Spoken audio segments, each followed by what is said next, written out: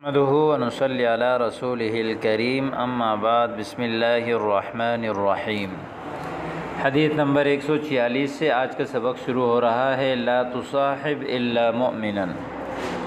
صاحب یصاحب مصاحبہ یا صحیبہ یصحب، اس کا معنی ہے ساتھ ہونا، دوست بنانا۔ مومن اس میں فاعل کا صیغہ ہے، آمن یومن و ایمان سے۔ لا تصاحب، دوست مت بناؤ، الا مؤمنا، مگر مومن کو، یعنی اپنے اٹھنا بیٹھنا دوستی آپ مومنوں کے ساتھ رکھو، اس لیے کہ حضور نے فرمایا کہ الانسان علی دین خلیلہ، انسان اپنے دوست کے دین پر ہوتا ہے، اور نیک لوگوں کی صحبت نیک بناتی ہے انسان کو، اور برے لوگوں کی صحبت انسان کو برا بنا دیتا ہے۔ لا تصاحب فعل نہیں، انت ضمیر اس کا فاعل، الا ظرف استثناء لغو، مؤمنا جو ہے یہ مفعول، فعل اپنے فاعل اور مفعول کے ساتھ مل کر یہ ہو گیا جملہ فعلیہ انشائیہ، فعل نہیں ہے۔ ولا یأکل طعامک الا تقی، نہ کھائے تمہارا کھانا مگر نیک لوگ۔ اکل یأکل نصر سے اس کا معنی ہے کھانا، لا یأکل ولا یأکل یہ فعل نہیں غائب ہے، لا یأکل نہ کھائے، طعام کھانے کو کہتے ہیں، جمع اطعمہ آتی ہے، تقی ڈرنے والا، متقی۔ ولا یأکل طعامک الا تقی، نہ کھائے تمہارا کھانا مگر نیک آدمی۔ کیا مطلب؟ اس سے مراد ہے دعوت کا کھانا، کہ آپ خوشی کے لمحات میں جو دعوتوں کا اہتمام کرتے ہیں، اکرام کرتے ہیں لوگوں کا، تو اس میں نیک لوگوں کو کھانا کھلاؤ۔ اللہ کے نبی نے فرمایا کہ آپ کا کھانا نہ کھائے مگر نیک آدمی۔ باقی اگر کوئی ضرورت مند آ گیا، کوئی ضرورت مند ہے، غریب ہے، محتاج ہے، تو اس وقت آپ کافر ہو، چاہے کسی بھی مذہب سے تعلق رکھتا ہو، تو اس وقت جو ہے وہ اس کی مدد کرنا پھر ضروری ہے۔ یہ جو حکم ہے یہ دعوت اور خوشی کے لمحات میں ہے۔ اگر کوئی مجبور ہے، ضرورت مند ہے، حاجت مند ہے، تو چاہے فاسق و فاجر اور کافر ہی کیوں نہ ہو، پھر اس کی مدد کرنا چاہیے۔ ادِ الامانۃ الی من ائتمنک ولا تخن من خانک۔ ادا یؤدی اداء باب افعال سے اس کا معنی ہے ادا کرنا۔ الامانہ امانت، امانات اس کی جمع آتی ہے، امن یأمن محفوظ ہونا، اور ائتمن یأتمن ایتمان باب افتعال سے ہے، اس کا معنی ہے امانت رکھوانا۔ ولا تخن، خان یخون سے ہے، خان یخون نصر سے اس کا معنی ہے خیانت کرنا۔ لا تخن فعل نہیں ہے اور خانہ فعل ماضی ہے، تو اب ترجمہ ہے کہ ادِ الامانۃ الی من ائتمنک، امانت ادا کرو اس شخص کو جس نے آپ کے پاس امانت رکھوائی ہے۔ ادِ الامانۃ، امانت ادا کرو، الی من، اس شخص کی طرف، اس شخص کو، ائتمنک جس نے آپ کے پاس امانت رکھوائی ہے، ولا تخن من خانک، اور جس نے آپ کے ساتھ خیانت کی ہے اس کے ساتھ خیانت مت کیجیے۔ ادِ الامانہ یعنی حضور نے فرمایا کہ جس شخص نے آپ کے پاس امانت رکھوائی ہے تو اس کی امانت اس کو واپس لوٹاؤ۔ منافقین کی صفات میں سے فرمایا تھا کہ اذا حدث کذب واذا وعد اخلف واذا اؤتمن خان۔ منافق کی صفات میں سے 3 صفتیں جو بیان کی گئی تھیں، بات کرے تو جھوٹ بولے، وعدہ کرے تو خلاف کرے، اور امانت رکھوائے تو خیانت کرے، تو یہ امانت میں خیانت منافقین کی صفت ہے۔ اللہ فرماتے ہیں ان اللہ یأمرکم ان تؤدوا الامانات الی اہلہا، اللہ تعالیٰ کا حکم بھی ہے کہ امانتوں کو ان کے اہل کی طرف لوٹاؤ، ان کے ذمہ دار اور ان کے جو مالکوں کی طرف لوٹاؤ۔ ولا تخن من خانک، جو آپ کے ساتھ خیانت کرے اس کے ساتھ خیانت نہ کرو، یعنی فرمایا کہ کمال یعنی انتہائی احسان کرو ان کے ساتھ، بلکہ جو آپ کے ساتھ برائی کرے اس کے ساتھ برائی نہ کرو بلکہ اس کے ساتھ اچھائی کرو۔ ولا تخن من خانک لیؤذن لکم خیارکم ولیؤمکم قراؤکم۔ اذن یؤذن تاذین باب افعال سے اذان دینا۔ خیار جمع خیر کی، اچھے لوگوں کو کہتے ہیں۔ اما یؤم نصر ینصر سے امامت کرنا۔ قراء جمع قاری کی، اس کا معنی ہے قرأت کرنے والا۔ ترجمہ حدیث کی، بلکہ اوپر والی حدیث کی جو ہے وہ ترکیب رہ گئی۔ اد فعل امر انت ضمیر اس کا فاعل، الامانۃ مفعول، الی حرف جار من موصول، ائتمن فعل، انت ضمیر اس ہوا ضمیر اس کا فاعل، کاف ضمیر مفعول، فعل اپنے فاعل اور مفعول کے ساتھ مل کر، یہ من کے لیے صلہ، موصول اپنے صلے کے ساتھ مل کر، الی کے لیے مجرور، جار اپنے مجرور کے ساتھ مل کر جو ہے یہ متعلق ہوا عد فعل کا، عد فعل اپنے فاعل اور مفعول اور متعلق کے ساتھ مل کر یہ ہو گیا جملہ فعلیہ انشائیہ ہو کر معطوف علیہ، واو حرف عطف، لا تخن فعل نہی، انت ضمیر اس کا فاعل، من موصول، خانہ فعل، ہوا ضمیر اس کا فاعل، کاف ضمیر مفعول، فعل اپنے فاعل اور مفعول کے ساتھ مل کر صلہ، موصول اپنے صلے کے ساتھ مل کر جو ہے یہ بنا لا تخن کی فعل مفعول، لا تخن فعل نہی اپنے فاعل اور مفعول کے ساتھ مل کر جملہ فعلیہ انشائیہ ہو کر معطوف علیہ اپنے معطوف کے ساتھ مل کر جملہ معطوفہ، لیؤذن لکم خیارکم، اذان دیں تمہارے لیے تم میں سب سے بہترین لوگ، ولیؤمکم قراؤکم، اور تمہاری امامت کرائیں تم میں سب سے بہترین قاری۔ حضور نے فرمایا کہ جو تم میں سب سے بہترین لوگ ہوں وہ اذان دیں، اور جو سب سے بہترین قاری ہوں وہ امامت کروائیں۔ تو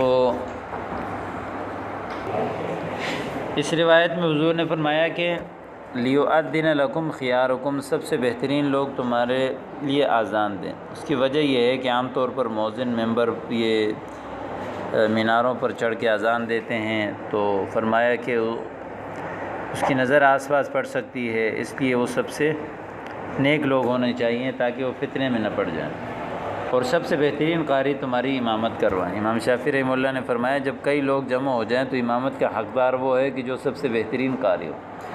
امام ابو حنیفہ رحمہ اللہ فرماتے ہیں کہ امامت کا حقدار وہ ہے جو سب سے بہترین عالم ہو، دین کا علم رکھنے والا ہو۔ یہاں قراء سے مراد عالم بھی مراد ہیں، ٹھیک ہے، وہ اس حدیث کے یہ مفہوم بیان کرتے ہیں، اس لیے کہ حضور صلی اللہ علیہ وسلم نے جناب صدیق اکبر کو امام بنایا، جبکہ صدیق اکبر جو ہے وہ سب سے بڑے عالم تو تھے لیکن سب سے بڑے قاری نہیں تھے، اس لیے کہ حضور نے فرمایا کہ سب سے بڑا قاری جو ہے وہ ابی ابن کعب ہے۔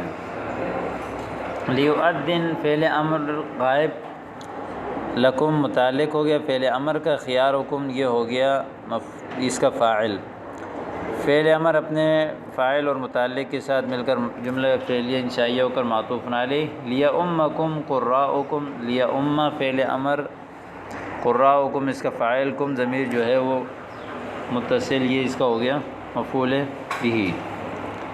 تو یہی ترکیب اس کی بھی ہے۔ آگے ہے لا تأذنوا لمن لم یبدأ بالسلام، اذن یأذن اس کا معنی ہے اجازت دینا، بدأ یبدأ اس کا معنی ہے ابتدا کرنا، فتح سے ہے یہ، لم یبدأ لا تأذن، لا تأذنوا اجازت مت دو اس شخص کو جو سلام سے ابتدا نہ کرے، یعنی جو سلام سے ابتدا نہ کرے اور گھر میں داخل ہوتے وقت، کہیں پہ آتے وقت، مجلس میں بیٹھتے وقت، تو فرمایا کہ اس کو اپنے مجلس میں بیٹھنے کی اجازت نہ دو۔ لا تأذنوا فعل نہیں، انتم ضمیر اس کا فاعل، لام جار من موصول، لم یبدأ فعل، ہوا ضمیر اس کا فاعل، بالسلام متعلق، فعل اپنے فاعل اور متعلق کے ساتھ مل کر صلہ، موصول اپنے صلے کے ساتھ مل کر مجرور، جار مجرور مل کر یہ متعلق ہوا لا تأذنوا فعل کا، فعل اپنے فاعل اور مفعول کے ساتھ مل کر یہ ہو گیا جملہ فعلیہ انشائیہ۔ لا تنتفوا الشیب فإنه نور المسلم، انتفا ینتفی، انتفا کا معنی ہے ختم کرنا، نتفا ینتفو اس کا معنی ہے اکھاڑنا، اور الشیب شاب یشیب شیبن اس کا معنی ہے بوڑھا ہونا، شیب کہتے ہیں سفید بالوں کو۔ لا تنتفوا الشیب، سفید بالوں کو مت اکھاڑو، مت ہٹاؤ، فإنه نور المسلم، اس لیے کہ وہ مسلمان کے نور ہیں۔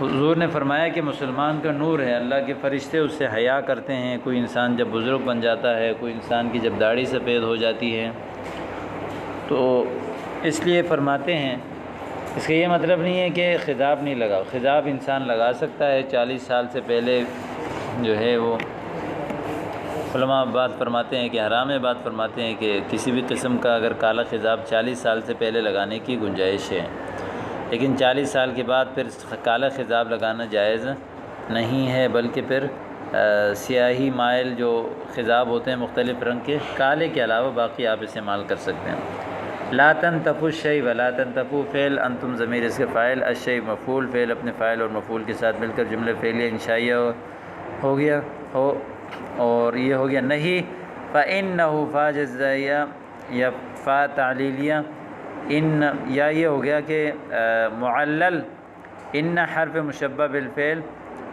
نور ہو ضمیر اس کا اسم، نور المسلم اس کی خبر، ان اپنے اسم اور خبر کے ساتھ مل کر یہ ہو گیا اس کی تعلیل. ٹھیک ہے.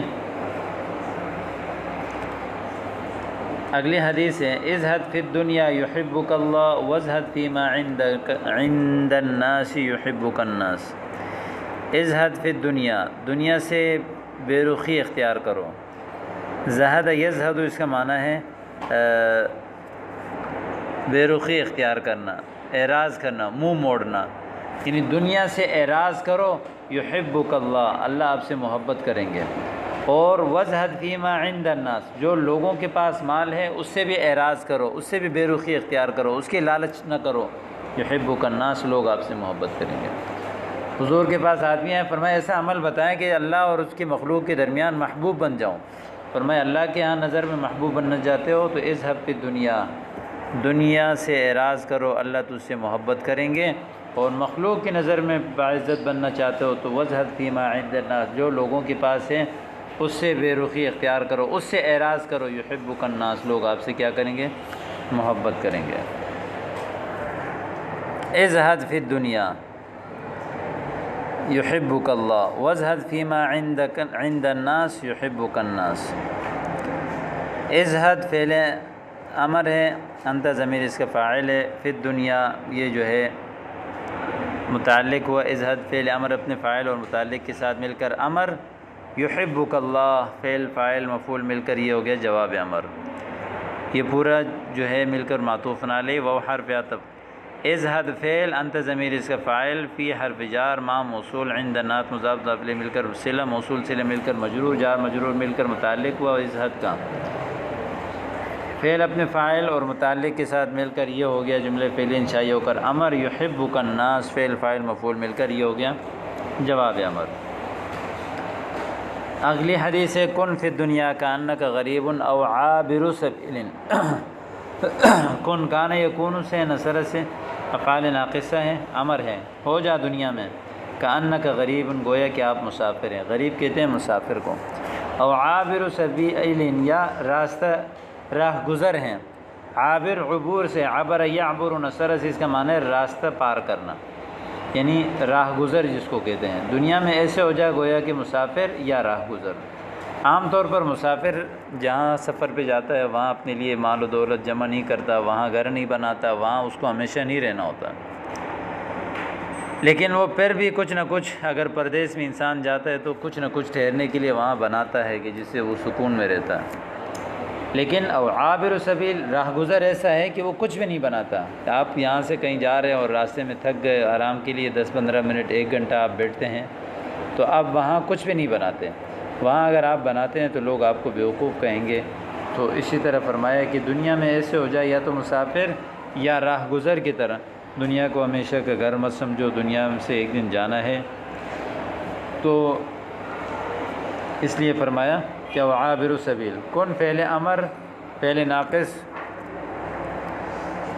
انت ضمیر اس کا اسم، فی الدنیا متعلق، کا انکا کا ان حرف مشبہ بالفعل، انکا کاف ضمیر اس کا اسم، غریب معطوف علیہ او حرف عطف، عابر سبیل مضاف مضاف الیہ مل کر معطوف علیہ اپنے معطوف کے ساتھ مل کر کانا کی خبر، کانا اپنے اسم اور خبر کے ساتھ مل کر کانا کی خبر، کانا اپنے اسم اور خبر اور متعلق کے ساتھ مل کر جملہ فعلیہ ہو گئے ہیں.